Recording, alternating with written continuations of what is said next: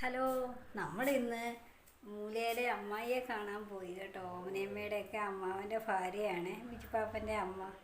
അപ്പോൾ അമ്മായിക്ക് പനി വന്നിട്ട് കാലേ നീരൊക്കെ ആയിട്ട് ഇരിക്കുക. കുറച്ച് ദിവസമായി അമ്മായിക്ക് വയ്യാതായിട്ട്. അപ്പം നമ്മളിവിടെ ഓമനയമ്മയ്ക്ക് വയ്യാഞ്ഞത് കൊണ്ട് ഇപ്പോൾ 1-2 മാസം കൊണ്ട് എങ്ങോട്ടും പോകുന്നില്ലല്ലോ. അല്ലെങ്കിൽ നേരത്തെ മൂലയിലെ ആഴ്ചയിൽ 2 തവണയൊക്കെ പൊയ്ക്കൊണ്ടിരുന്നതാണല്ലോ.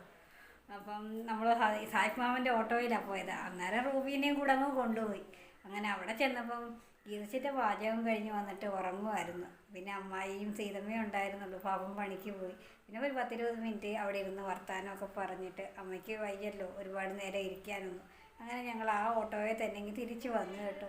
തിരിച്ച് വന്ന് ഓട്ടോയിൽ നിന്ന് ഇറങ്ങുന്ന കൂട്ടത്തിൽ നമ്മുടെ റൂബിയുടെ കാലയിൽ ആ വണ്ടിയുടെ എന്തോ ഒരു പറ്റിയിട്ട് മുറിവുണ്ടായിട്ടുണ്ട് കേട്ടോ. ഇനി അതെന്താവുമെന്നറിയില്ല.